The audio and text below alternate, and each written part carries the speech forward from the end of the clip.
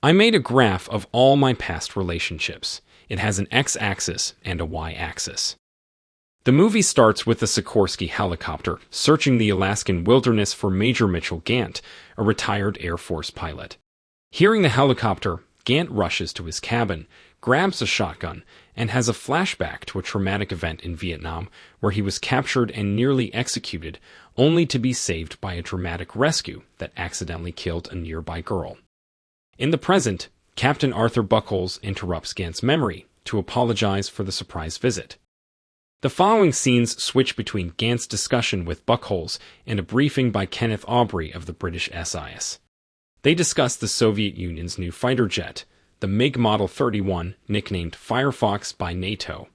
This jet boasts revolutionary technology with unmatched stealth capabilities, powerful engines, a combat ceiling over 100,000 feet, speeds topping Mach 5, and a thought-controlled weapon system. NATO plans to have Gant stealthily infiltrate a Soviet base and steal the Firefox prototype.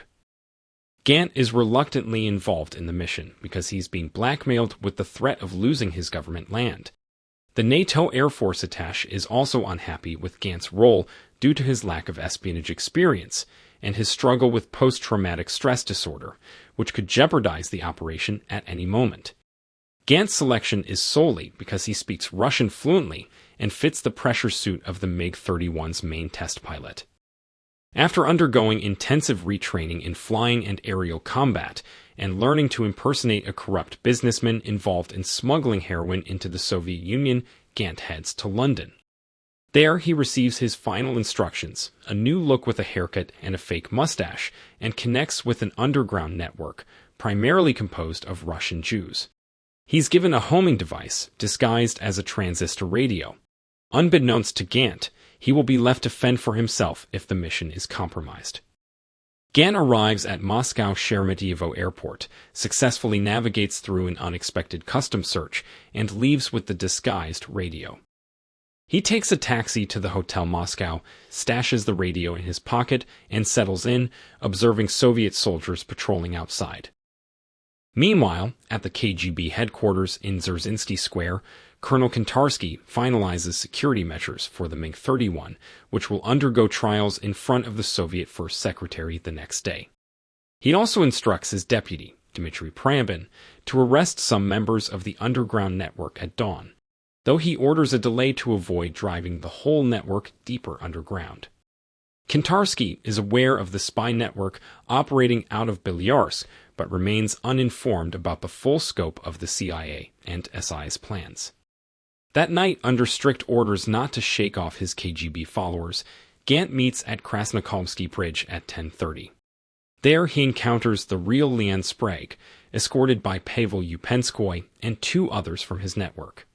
In a shocking turn, Upenskoy kills Sprague, disfigures his face, and instructs Gant to hand over his fake identification, which he plants on Sprague's body, before disposing of it in the Moscow River. The group then rushes to the Pavletskaya metro station. On the way, Upenskoy briefs Gant on his new cover as Michael Lewis, an American tourist staying at the Hotel Warsaw. They board a subway, where Gant struggles with flashbacks of past trauma. At their destination, the KGB confronts Gant, questioning his identity. Gant manages to allay suspicions by claiming illness from the hotel's food. Upenskoy, displeased with Gant's composure, sends him to compose himself in the restroom. There, another KGB agent confronts Gant, leading to a scuffle when Gant mistakenly believes the agent is armed. Gant ends up killing the agent in self-defense. After a fatal confrontation in the metro station restroom, Upenskoy quickly steps in and tells Gant to hurry to the exit, confirming his papers are indeed valid. Gant manages to exit the station by cutting in line and acting like a confused American. He, Upenskoy, and their associates escape, just as the station is locked down after the discovery of the dead KGB agent. Upenskoy then takes Gant to a warehouse of a light delivery service, providing him with a new identity as Boris Glazunov, a local driver's assistant. The following morning, after a brief phone ring signaling trouble, Upenskoy urgently informs Gant that KGB agents are on their way and hands him a pistol for emergency use only. Meanwhile, KGB Colonel Kontarsky learns that the real Boris Glazunov has been detained, revealing that Gant is an imposter. Instead of ordering an immediate arrest, Kontarsky instructs his team to discreetly follow Upenskoy, keen on uncovering more about this deception. Upenskoy and Gant successfully pass through a checkpoint, where they are photographed for identification purposes, sending the photo back to Moscow Center. Upenskoy informs Gant that the real Boris Glazunov has been captured, and now Gant is essentially a mystery figure to the KGB, who are trying to determine his true identity and motives. Meanwhile, Sprague's former business associate recognizes Sprague's body, noting that it was severely disfigured, possibly to obscure his identity. Police Inspector Alexei Tordiev is intrigued by this detail. At the same time, Kontarsky, also curious about the identity of the man with Upenskoy, is frustrated as another old man involved has taken poison, while others resist divulging information. Despite suspicions of Gant being a foreign agent, Kontarsky holds back from arresting Upenskoy, aiming to capture the entire spy network. During another escape, Upenskoy instructs Gant to jump from their moving van at a curve, successfully diverting their tail. Gant then meets his next contact, Dr. Semelovsky, a disgruntled scientist from the MiG-31 program. Semelovsky conceals Gant in his car trunk and prepares to sneak him into the Bilyar space. At Moscow Center, Boris Glazunov dies under torture without revealing any information, possibly because he genuinely knew nothing, much to the frustration of Kontarsky, who then orders the interception of Upenskoy's van. Meanwhile, Semelovsky sneaks Gant into the Bilyar space, excusing their late arrival by claiming a mechanical issue. Inside, Gant meets Dr. Pyotr Baranovich and Natalia, who provide him a meal. Simultaneously, Upenskoy engages in a shootout with the KGB, kills his pursuers but is wounded and forced to flee on foot, diverting attention from Gant. Baranovich helps disguise Gant as a Soviet air police officer, instructs him on security protocols, and informs him about the hangar details.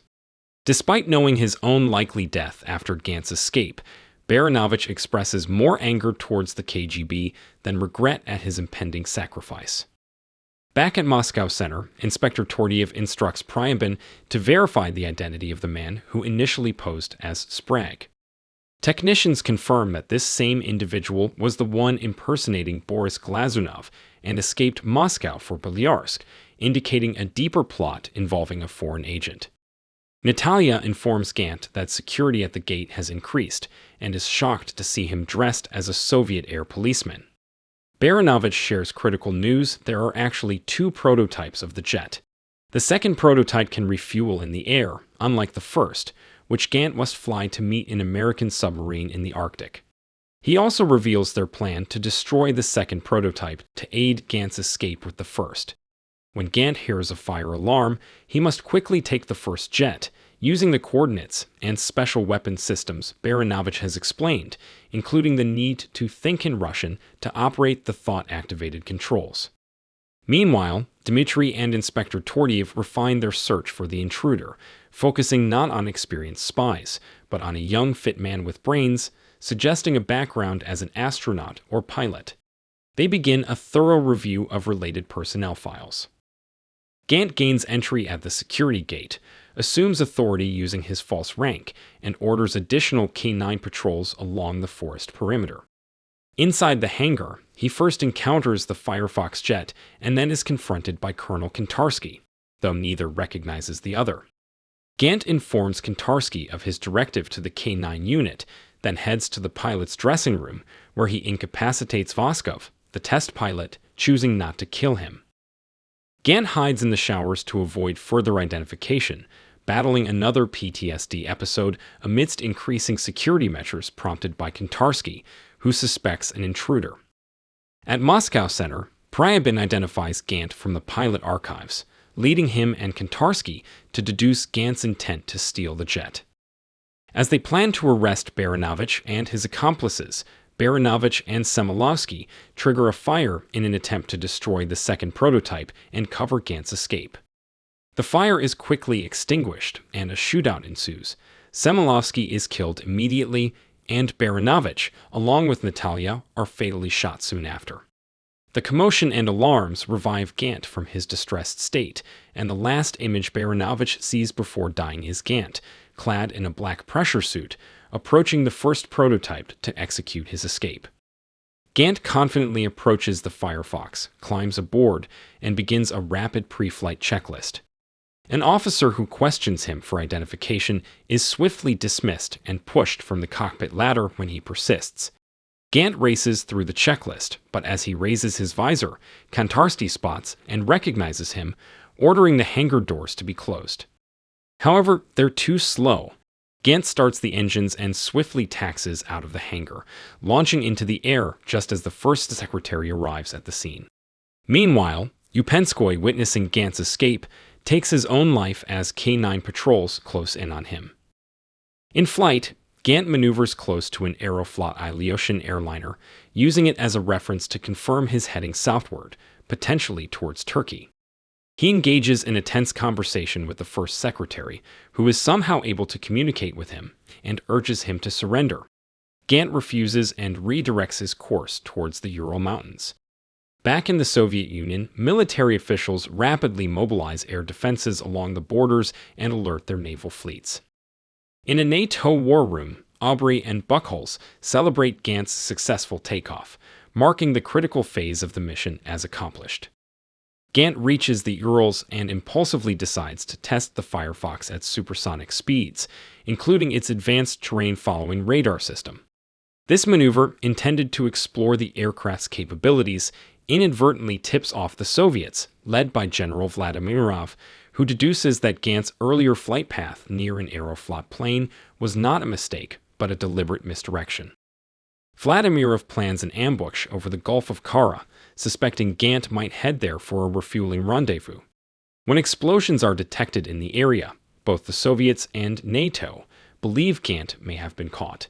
However, Gant cleverly uses the Firefox's thought-controlled weapons to shoot down a Soviet recon plane, creating a decoy with its heat signature that attracts the Soviet missiles meant for him. Despite this setback, Vladimirov continues his pursuit, organizing a trap with a Soviet missile cruiser. Gant skillfully navigates this challenge as well.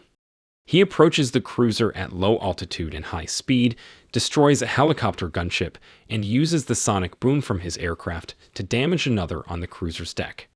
He then evades additional missiles launched at him by outracing them until they exhaust their fuel and crash into the sea, successfully avoiding capture and continuing his escape. Back in Belyarsk, after recovering from his earlier encounter, Voskov receives a final briefing from the first secretary and sets off to pursue Gant.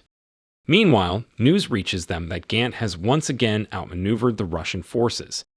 General Vladimirov, not giving up, plans another interception near the polar ice pack. Gant faces a critical issue. He's running low on fuel. However, he knows his refueling point thanks to the earlier activation of his homing device during the engagement with the cruiser. Gant climbs to a higher altitude and glides towards his destination, managing to reach an ice floe just as a U.S. Navy Ohio-class submarine emerges to provide the necessary refueling. The submarine crew quickly refuels the aircraft and replaces the missiles Gant has expended. As this happens, two Soviet helicopter gunships detect the activity and approach. The American crew rapidly completes the refueling and prepares a makeshift runway to launch Gant. To divert attention, they set up a decoy weather station. Unbeknownst to them, Vladimirov has convinced his superiors to deploy the second make based on the radar contacts made by the helicopters. After Gant takes off, he thinks he has escaped danger, but soon discovers two missiles tracking him and spots the second Firefox in his rear monitor. He successfully evades the missiles, leading to a high-speed chase with Voskov, piloting the pursuing Firefox. Gant attempts to lose Voskov by using his air brakes to slip behind and fire missiles, which miss. After a series of maneuvers, Voskov regains the advantage and relentlessly pursues Gant, even as Gant tries to shake him off by flying through narrow ice canyons. As the chase continues, Voskov fires his final two missiles after Gant regains altitude. Gant responds by performing a high loop, transitioning into a flat tailspin that triggers a stress-induced seizure. He recovers just in time, deploying his landing gear to escape the spin. As Voskov prepares for a final attack, showing a gesture of respect, Gant narrowly avoids disaster by remembering to think in Russian to activate his rear defense pod.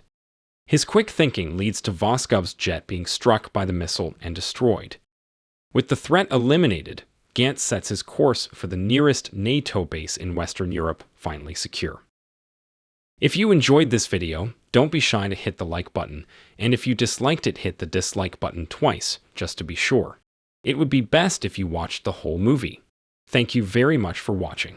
Please subscribe for more videos like this.